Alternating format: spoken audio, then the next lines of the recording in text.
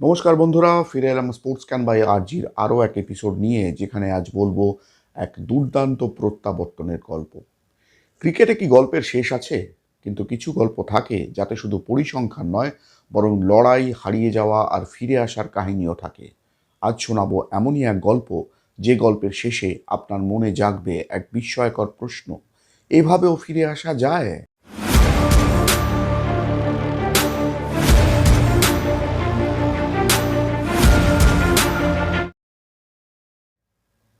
একটা সময় ভারতীয় ক্রিকেটে একটা নাম ছিল, ঈশান কিষান। ঝোড়ো ব্যাটিং, নির্ভীক মানসিকতা এবং ভবিষ্যতের সুপারস্টার তকমা। কিন্তু প্রত্যেক সুপারস্টারের গল্পে একটা অন্ধকার অধ্যায় থাকে। একটা সময় ছিল যখন ঈশান কিষান ছিলেন ভারতের সাদা বলের ক্রিকেটে অন্যতম ভরসার নাম। বাংলাদেশের বিরুদ্ধে তিনি করেছিলেন ইতিহাসের সবচেয়ে দ্রুত ওডিআই ডাবল সেঞ্চুরি, যা তাকে ভারতের ভবিষ্যৎ তারকা হিসেবে প্রতিষ্ঠিত করেছিল। কিন্তু আধুনিক ক্রিকেটের পথে কখনো গোলাপের পাপড়ি ছড়ানো থাকে না। ঈশানের ক্রিকেট জীবনেও আসে সেই অধ্যায়। প্রথম ধাক্কাটা আসে 2023-এর ডিসেম্বরে। ভারতীয় দল থেকে ব্যক্তিগত কারণে বিরতি চান ঈশান। তার কিছুদিন পরই তিনি বড় ধাক্কা খান। বিসিসিআই তাকে সেন্ট্রাল কন্ট্রাক্ট থেকেই বাদ দিয়ে দেয়। তারা স্পষ্ট জানিয়ে দেয়, তুমি সেরা ক্রিকেটার হতে পারো, কিন্তু ঘরোয়া ক্রিকেটে খেলতেই হবে। যিনি 1 বছর আগেও ভারতের প্রথম পছন্দের উইকেট কিপার ব্যাটার ছিলেন, 2022-এর ডিসেম্বরে ওয়ানডে ইন্টারন্যাশনালের ইতিহাসে দ্রুততম ডাবল সেঞ্চুরি করার পর ক্রিকেট দুনিয়া যাকে বলেছিল এই ছেলেটাই ভবিষ্যৎ, সেই ছেলেটাই হঠাৎ করে জাতীয় দল থেকে হারিয়ে গেল। এরপর টানা 2 বছর ঈশান ছিলেন জাতীয় দলের বাইরে। অনেকেই ভেবেছিলেন হয়তো জাতীয় নির্বাচকেরা তাকে ভুলেই গিয়েছেন। ভারতীয় দলে তখন শুরু হয়ে গিয়েছে নতুন লড়াই, নতুন উইকেট কিপার, নতুন ব্যাটার, নতুন নতুন অপশন। এটাই একজন ক্রিকেটারের কেরিয়ারের সবচেয়ে কঠিন সময়, যখন একজন খেলোয়াড়কে নিজের ওপর বিশ্বাস ধরে রাখতে হয় এবং দাঁতে দাঁত চেপে লড়াই করতে হয়। ক্রিকেট দুনিয়া খুব নিষ্ঠুর, জানেন। আজ তুমি হিরো, কিন্তু 2 বছর জাতীয় দলের বাইরে থাকা মানে কাল তুমি জিরো হবেই। অনেকেই ভেবে নিয়েছিল ঈশান কিষান সেরকমই এক জিরো হয়ে গিয়েছেন। ঈশান কিষান শেষ, তিনি যেন ক্রিকেটের মরুভূমিতে হারিয়ে গিয়েছেন। কিন্তু আর এক ডিসেম্বরে বদলে গেল সবকিছু। সে ছিল 2025-এর ডিসেম্বর। ফিরে এলেন সেই ঈশান কিষান। ফিরে আসেন এক অসাধারণ ডোমেস্টিক সিজনের মাধ্যমে।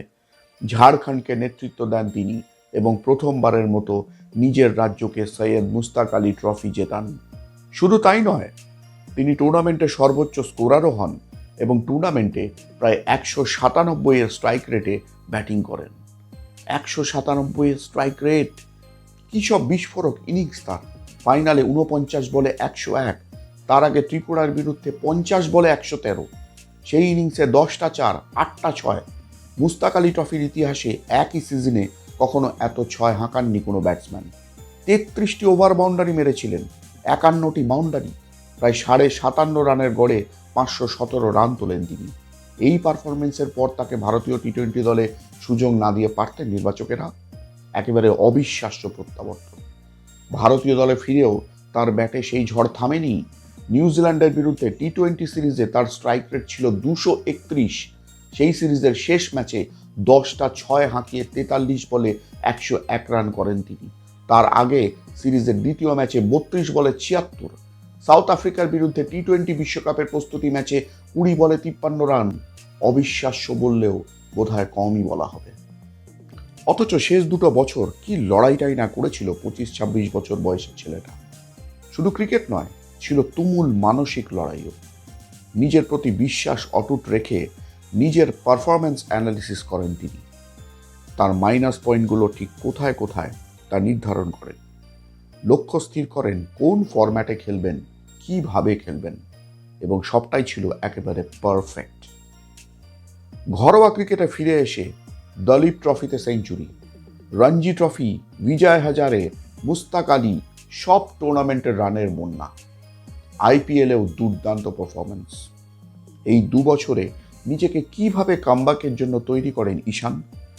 তাকে একেবারে কাছ থেকে দেখা তার ছোটবেলার কোচ উত্তম মজুমদার কি বললেন: একবার শুনে নিন। এই যে কামব্যাকটা, এই যে 2 বছর ধরে ও মানে এত ইয়ে করলো, পরিশ্রম করলো, ঘাম জড়ালো, এটা এক্স্যাক্টলি ও কি করেছে? মানে এত ভালো কামব্যাক কি করে হলো, কি করে সম্ভব হলো? ওটা ছাড়া কখনো এই সফলতা আসেনি। হ্যাঁ। কারণ কি এই ধরেন মানে আমি একটাই জিনিস বলেছি, যেটা মেডিটেশন। হ্যাঁ, ও মেডিটেশনের উপর অনেক লকডাউন থেকেই কাজ করছে। প্লাস এই 2 বছরের মধ্যে মেডিটেশনও প্রচুর করেছে। প্লাস অনেক মন্দিরে আমি বলেছি যে পূজা অর্চনাও তোমাকে করতে হবে, কারণ কি ঈশ্বরের আশীর্বাদ ছাড়া কখনই বড় কাজ হয় না।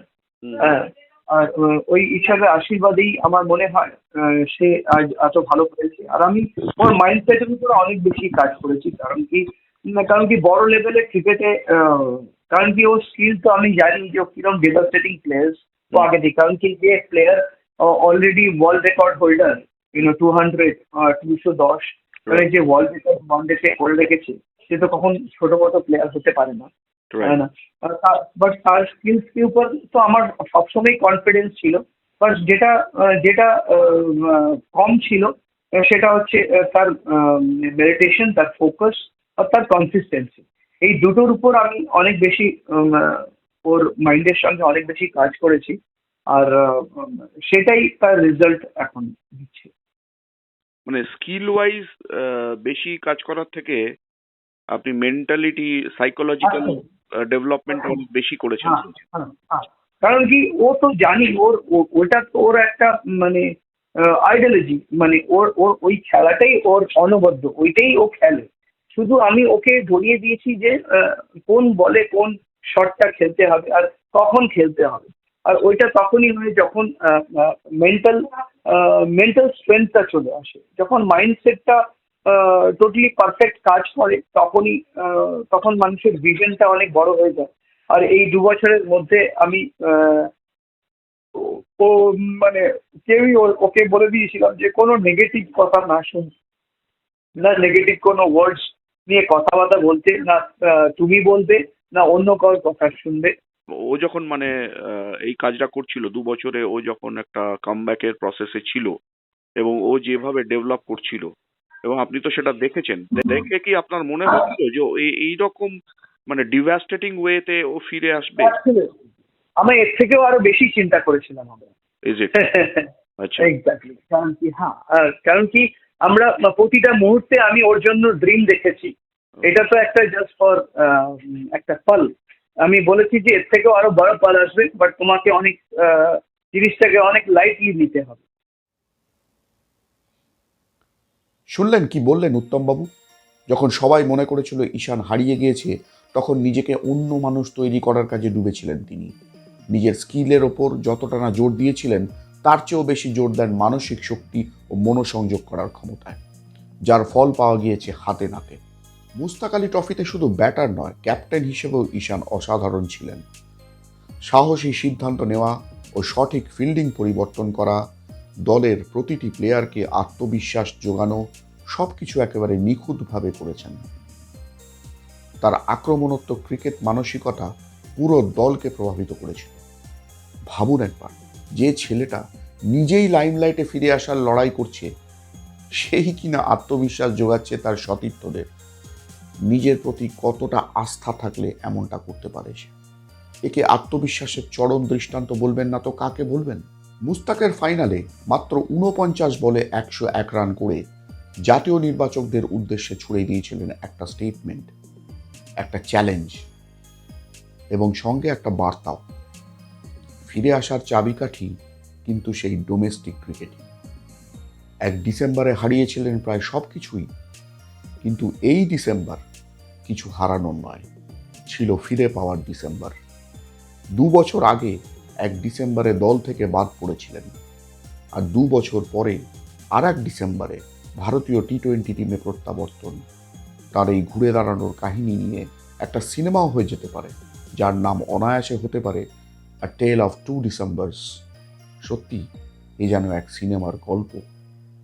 কিন্তু ঈশান কিষানের এই গল্প হলেও সত্যি, এবং এই গল্প থেকেই আমাদের দেশের ক্রিকেটাররা সবচেয়ে বড় যে শিক্ষাটা নিতে পারেন, তা হলো শুধু আইপিএল নয়, ডোমেস্টিক ক্রিকেটও সমান গুরুত্বপূর্ণ। ঈশান প্রমাণ করেছেন ঘরোয়া ক্রিকেটে ধারাবাহিক পারফরমেন্স দেখাতে পারলে ভারতীয় দলে ফেরার দরজা সবসময় খোলা থাকে। পাওয়া যায় আরও একটা শিক্ষা, ফর্ম না থাকতে পারে, সমালোচনার ঝড়ও উঠতে পারে, সুযোগ হারাতে পারো, বন্ধ হয়ে যেতে পারে দরজা, কিন্তু যদি তুমি লড়াই চালিয়ে যাও তাহলে একদিন দরজা আবার খুলবেই খুলবে। ঈশান কিষানের এই লড়াইয়ের গল্প আসলে পতন থেকে পুনর্জন্মের, যা শুধু ক্রিকেটার নয়, যে কোনো সাধারণ মানুষকেও প্রেরণা যোগাতে পারে অনায়াসে। আর যদি কেউ জিজ্ঞাসা করে কামব্যাক কাকে বলে, একটাই উত্তর, ঈশান কিষান। এই ঘুরে দাঁড়ানোর লড়াইয়ে আপনি কতটা উজ্জীবিত হলেন তা কমেন্ট করে জানান। ভিডিওটা শেষ পর্যন্ত দেখার জন্য অসংখ্য ধন্যবাদ। ভালো লেগে থাকলে অবশ্যই লাইক ও শেয়ার করুন। আর এমন আরও অনেক বিশ্লেষণ পেতে স্পোর্টস স্ক্যান বাই আরজিকে সাবস্ক্রাইব করতে ভুলবেন না যেন। একই সঙ্গে দুরন্ত শর্টসের জন্য দেখুন স্পোর্টস স্ক্যান শর্টস বাই আরজি। আজ এ পর্যন্তই। ফিরে আসবো খেলার দুনিয়ার আরও আকর্ষণীয় খবর ও তার নেপথ্য কাহিনী নিয়ে। নমস্কার।